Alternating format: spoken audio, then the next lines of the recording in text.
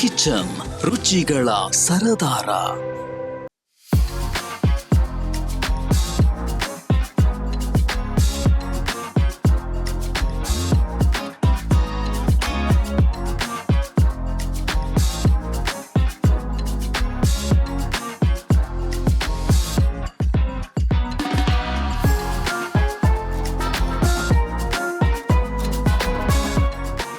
ಲೈಫಲ್ಲಿ ಚೇಂಜಸ್ ಎಲ್ರಿಗೂ ಬೇಕು. ಅದೇ ಥರ ಊಟದಲ್ಲಿ ವೆರೈಟಿ ಮತ್ತು ಚೇಂಜಸ್ನ ಎಲ್ಲರೂ ಬಯಸ್ತಾರೆ. ದಿನಾಲು ಒಂದೇ ಥರ ಅಡುಗೆನ ಮಾಡಿ ಬಡಿಸಿದ್ರೆ ಮನೆಯವ್ರಿಗೂ ಕೂಡ ತುಂಬ ಬೋರ್ ಆಗುತ್ತೆ. ಬದನೆಕಾಯಿ ಅಂದ್ರೆ ಚಿಕ್ಕ ಮಕ್ಕಳಿಂದ ಹಿಡಿದು ದೊಡ್ಡವ್ರವರೆಗೂ ಎಲ್ಲರೂ ಮೂಗ್ ಮುರಿಯೋರೇ ಜಾಸ್ತಿ. ಬದನೆಕಾಯಿಂದ ಸಾಂಬಾರ್ ಮಾಡ್ತೀವಿ, ಬದನೆಕಾಯಿಂದ ಪಲ್ಯ ಮಾಡ್ತೀವಿ. ಆದ್ರೆ ಬದನೆಕಾಯಿಂದ ನೀವೇನಾದ್ರೂ ತವಾ ಫ್ರೈನ ಟ್ರೈ ಮಾಡಿದ್ದೀರಾ? ಇವತ್ತಿನ ಈ ವಿಡಿಯೋದಲ್ಲಿ ನಾನು ನಿಮಗೆ ಬದನೆಕಾಯಿನ ಉಪಯೋಗಿಸ್ಕೊಂಡು ರುಚಿಕರವಾದಂಥ ಬದನೆಕಾಯಿ ತವಾ ಫ್ರೈನ ಹೇಗೆ ಮಾಡೋದು ಅಂತ ತೋರಿಸ್ಕೊಡ್ತೀನಿ. ತಡ ಮಾಡದೆ ವಿಡಿಯೋನ ಶುರು ಮಾಡೋಣ ಬನ್ನಿ. ಬದನೆಕಾಯಿ ತವಾ ಫ್ರೈ ಮಾಡೋದಕ್ಕೆ ಬೇಕಾಗಿರೋ ಪದಾರ್ಥಗಳನ್ನು ನೋಟ್ ಮಾಡ್ಕೊಳ್ಳಿ.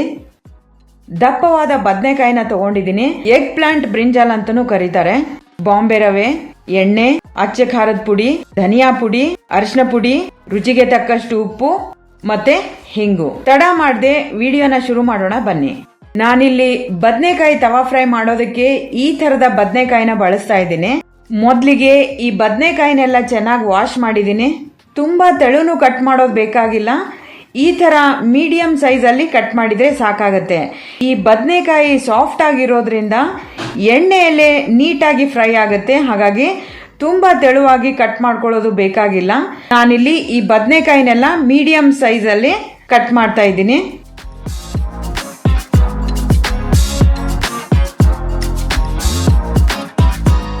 ರೌಂಡ್ ಆಗಿ ಕಟ್ ಮಾಡಿದಂತ ಎಲ್ಲ ಬದನೆಕಾಯಿ ಸ್ಲೈಸಸ್ನ ನೀರಲ್ಲಿ 5 ನಿಮಿಷ ನೆನೆಸಿಡ್ತಾ ಇದ್ದೀನಿ.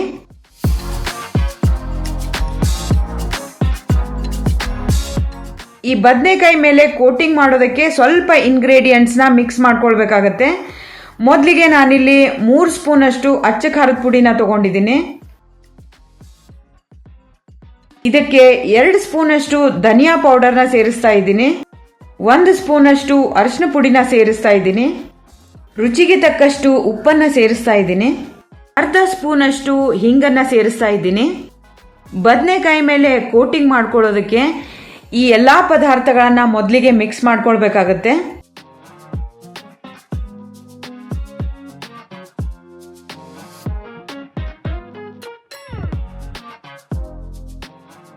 ಬದನೆಕಾಯಿ ಮೇಲೆ ಕೋಟಿಂಗ್ ಎಲ್ಲ ನೀಟ್ ಆಗ್ಲಿ ಅಂತ ಇದಕ್ಕೆ ಸ್ವಲ್ಪ ನೀರನ್ನು ಸಹ ಸೇರಿಸ್ತಾ ಇದ್ದೀನಿ. ಸ್ವಲ್ಪ ನೀರನ್ನ ಸೇರಿಸಿದ್ರೆ ಸಾಕಾಗತ್ತೆ. ಬದನೆಕಾಯಿ ಸ್ಲೈಸಸ್ಗೆಲ್ಲ ಈ ಕೋಟಿಂಗ್ ನ ಹಚ್ಚಬೇಕಾಗತ್ತೆ. ಬದನೆಕಾಯಿ ಮೇಲ್ಗಡೆ ಮತ್ತು ಕೆಳಗಡೆ ನೀಟಾಗಿ ಕೋಟಿಂಗ್ ಮಾಡಬೇಕಾಗತ್ತೆ.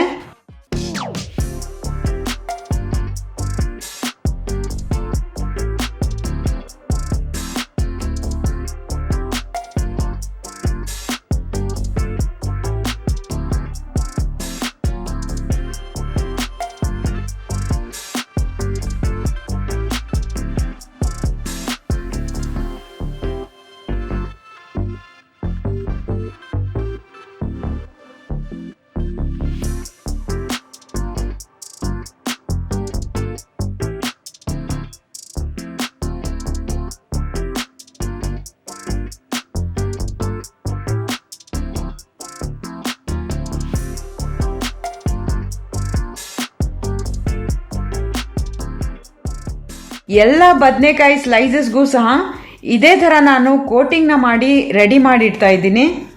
ಸಾಮಾನ್ಯವಾಗಿ ನಾವೆಲ್ಲರೂ ಮನೆಯಲ್ಲಿ ಈ ತರ ಡಿಶ್ ನ ಮಾಡಿರೋದೇ ಇಲ್ಲ. ನೀವು ಒಂದ್ಸಲಿ ಟ್ರೈ ಮಾಡಿ ಟೇಸ್ಟ್ ಹೇಗಿತ್ತು ಅಂತ ನನಗೆ ಕಮೆಂಟ್ ಹಾಕೋದಕ್ಕೆ ಮಾತ್ರ ಮರಿಬೇಡಿ.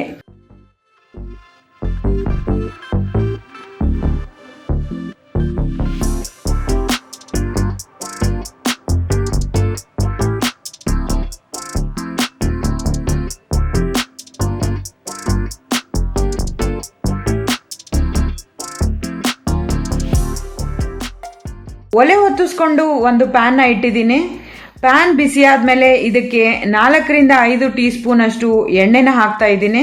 ಈ ಬದನೆಕಾಯಿ ತವಾ ಫ್ರೈ ಮಾಡೋದಕ್ಕೆ ಎಣ್ಣೆ ಸ್ವಲ್ಪ ಜಾಸ್ತಿನೇ ಬೇಕಾಗತ್ತೆ. ಹಾಗಾಗಿ 4ರಿಂದ 5 ಸ್ಪೂನ್ ಅಷ್ಟು ಎಣ್ಣೆನ ಹಾಕಿದ್ದೀನಿ.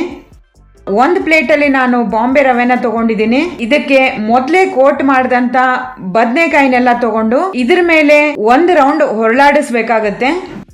ರವೆಯಿಂದ ಕೋಟಿಂಗ್ ಮಾಡಿದ್ಮೇಲೆ ಇದನ್ನ ತವಾದ ಮೇಲೆ ಹಾಕಬೇಕಾಗತ್ತೆ.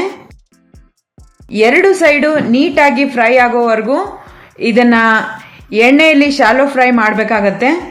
ಈ ಬದನೆಕಾಯಿಗೆಲ್ಲ ಮೊದಲೇ ಮಸಾಲ ಕೋಟಿಂಗ್ ಮಾಡಿರೋದ್ರಿಂದ ಮತ್ತು ಅದರಲ್ಲಿ ನೀರಿನ ಅಂಶ ಇರೋದ್ರಿಂದ ರವೆ ಎಲ್ಲ ಈಸಿಯಾಗಿ ಅಂಟ್ಕೊಳ್ಳುತ್ತೆ.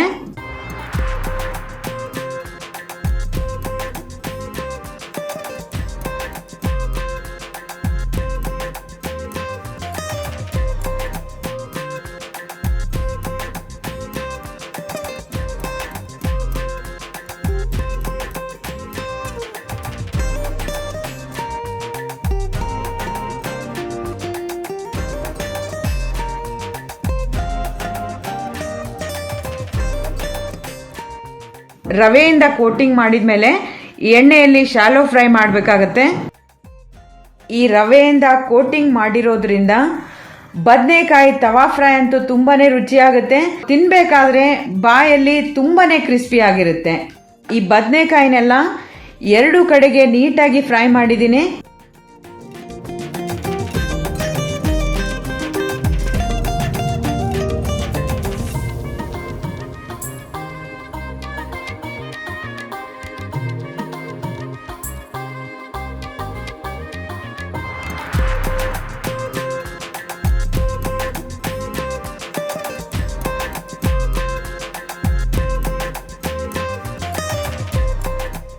ಬದನೆಕಾಯಿ ತವಾ ಫ್ರೈ ರೆಡಿ ಆಗಿದೆ. ಎಲ್ಲ ಬದನೆಕಾಯಿನೂ ಇದೇ ತರ ನಾನು ಫ್ರೈ ಮಾಡಿ ಇಟ್ಕೊಳ್ತಾ ಇದ್ದೀನಿ.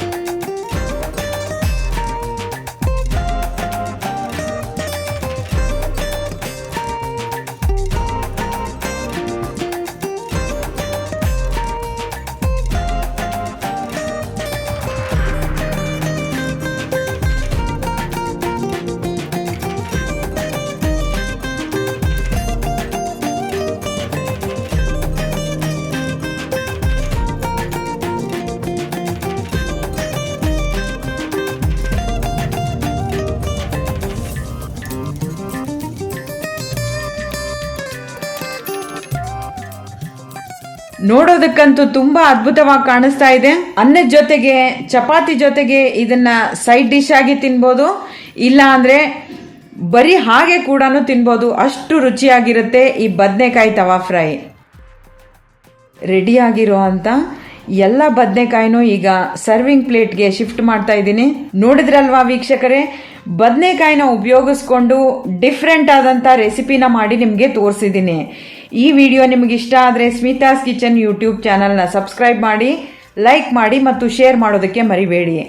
ಮುಂದಿನ ವಿಡಿಯೋದಲ್ಲಿ ಮತ್ತೊಂದು ಇಂಟ್ರೆಸ್ಟಿಂಗ್ ರೆಸಿಪಿಯೊಂದಿಗೆ ನಿಮ್ಮ ಮುಂದೆ ಬರ್ತೀನಿ. ನಮಸ್ಕಾರ.